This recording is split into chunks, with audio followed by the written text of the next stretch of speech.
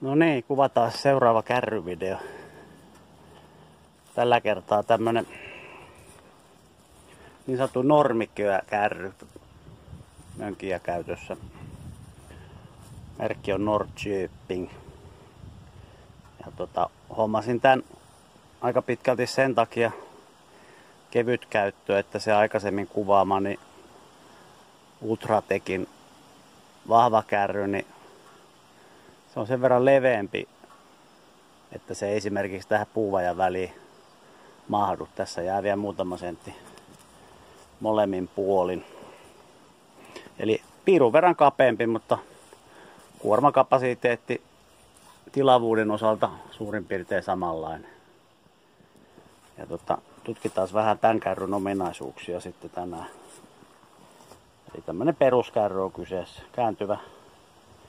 Kääntyvä tämä vetopää. Tarpeellinen. Ja ei kai siinä mitään. Otetaan kokeilumielessä vähän polttopuuta kyytiin viedä saunalle, mutta taitaa vähän maastossa ihan sen takia vaan, että täällä ei ole kantokykyä niin paljon kuin Ultratekillä oli. Vähän eri lähteestä riippuen 300-500 kiloa ehkä on tää, mitä tähän raskiin laittaa kuormaa päälle, että se sen kestää. Klappikäytössä ei tule kyllä rajat vastaan, että tehdään tästä kunnon kuorma, mutta sellainen, mikä maastossa pysyy myös päällä, että katsotaan sitten, miten homma etenee. Pistetään kärry kyytiin mönkiä.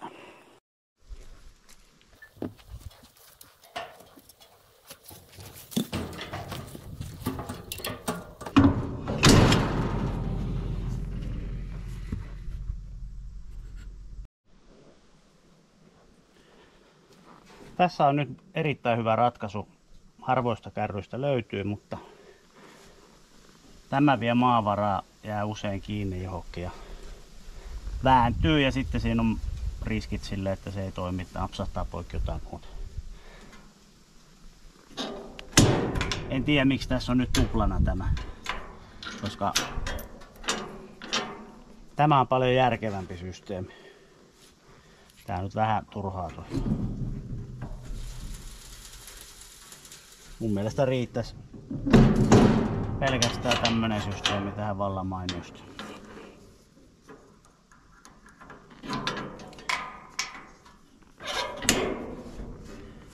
Nyt ainakin pysyy.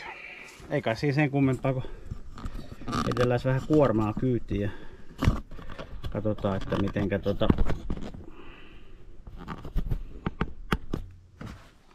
homma etenee sitten.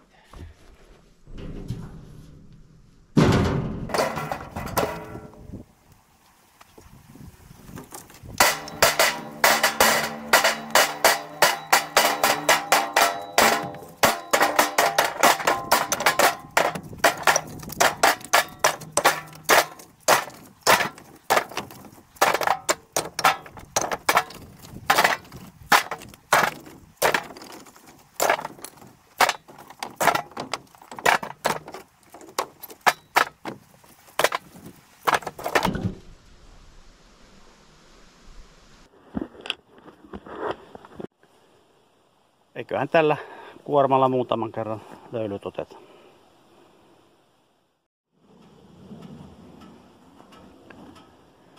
Otetaan tästä hyvä testilenkki. Ultratekin kanssa oli tällä pätkällä haasteita, koska se oli vähän leveä. Täällä on ahtaita paikkoja. Niin nyt saadaan määriteltyä vähän sitä, että tuleeko täällä samanlaisia pohjakontakteja vai ei. Ja miten mahtuu kääntyilemään tuolla. Tarkoitus ei ole tiputtaa kuitenkaan kuormaa tänne mettään. Pitäisi päästä poiskin. Ultratekin kanssa en olisi päässyt pois irrottamatta kärryä mönkiästä. Nyt on vuosi mennyt ja puutkin on kasvanut, että pitäisi olla vähän haasteellisempaa tällä kertaa.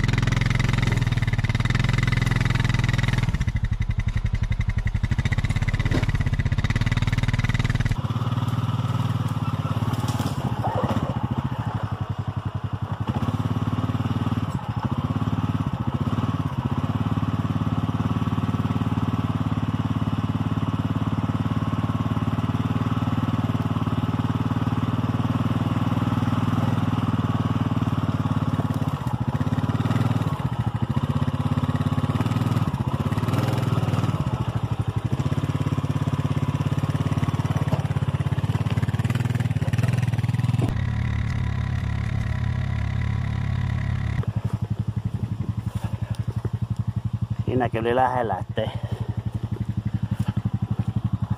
vääntynyt toi takka.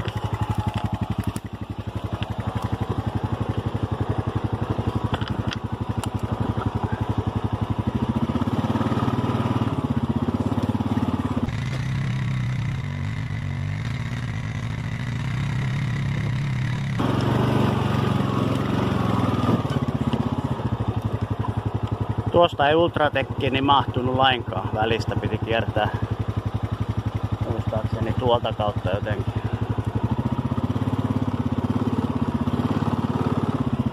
Ja ehkä nämä koivut vähän kasvaa, niin ei kyllä mahu mönkiälläkään enää.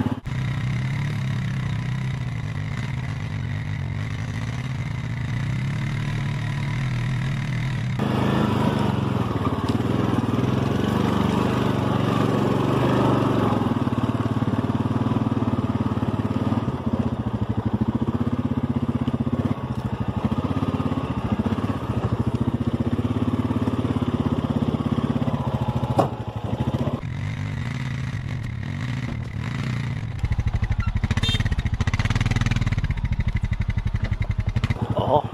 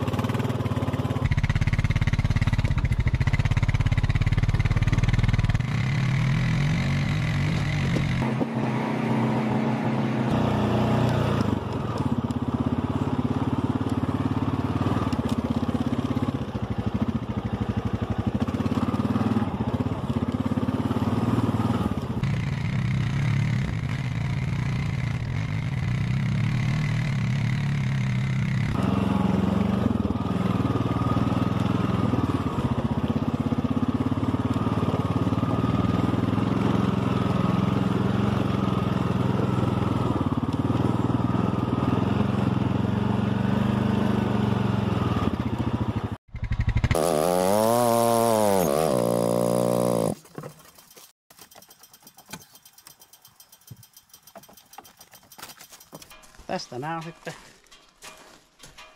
mukava lappaa kyytiin.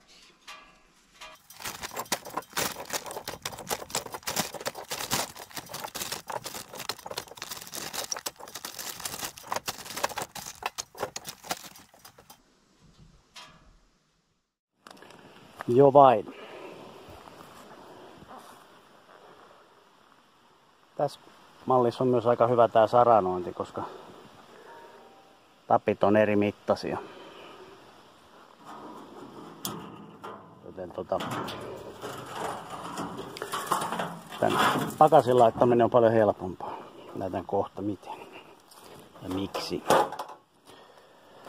Ja otetaan tää nyt veksi ja katsotaan tää kippihomma.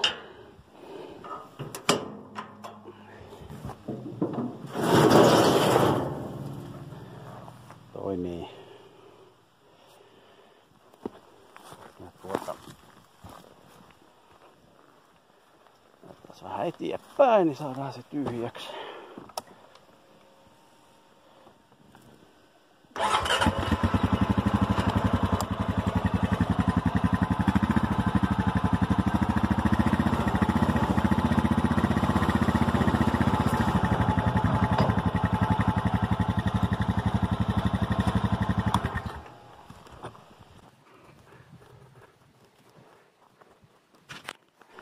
Siellä on muutama semmonen tuolla reissulla maastossa semmonen polanne tai terävä kulma, niin